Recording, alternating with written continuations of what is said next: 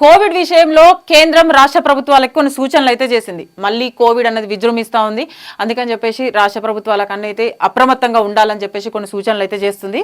అదేంటో ఒకసారి చూద్దాం. అయితే JN1 వేరియంట్ ఇప్పుడు ప్రజెంట్గా వచ్చేది JN1 వేరియంట్.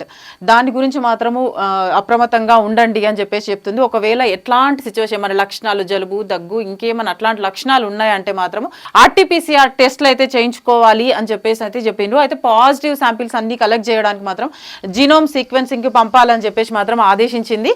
అదేవిధంగా ఈ రాష్ట్రాలు జిల్లాలోని పరిస్థితిని మొత్తం సమీక్షించాలి, ఎక్కడెక్కడ అన్ని సెట్ చేయాలి, మళ్ళీ కోవిడ్ అనేది విజృంభిస్తే ప్రాబ్లం అవుతుంది కదా అని చెప్పేసి మాత్రం అధికారులను అయితే ఆదేశించింది. అయితే ఇది భారత్ సహా 38 దేశాల్లో ఈ JN1 వేరియంట్ అయితే ఉంది అని చెప్పేసి సెంట్రల్ అయితే పేర్కొంది. మరి దీనికైతే అధికారులందరూ అప్రమత్తంగా ఉండాలి, కొత్త కేసుల మీద అయితే నిఘా ఉంచండి అని చెప్పేసి మాత్రం తెలిపింది. అయితే కేరళ లాంటి రాష్ట్రాలలోనే ఇది విజృంభిస్తుంది అని అంటే మన దగ్గర ఇంకా ఎక్కువ ప్రాబ్లమ్స్ అనేది ఫేస్ చేయాల్సి వస్తుంది. కాబట్టి అప్రమత్తంగా ఉండాలని చెప్పేసి మాత్రం అందరికీ రాష్ట్ర ప్రభుత్వాలకు మాత్రం ఆదేశించింది సెంట్రల్.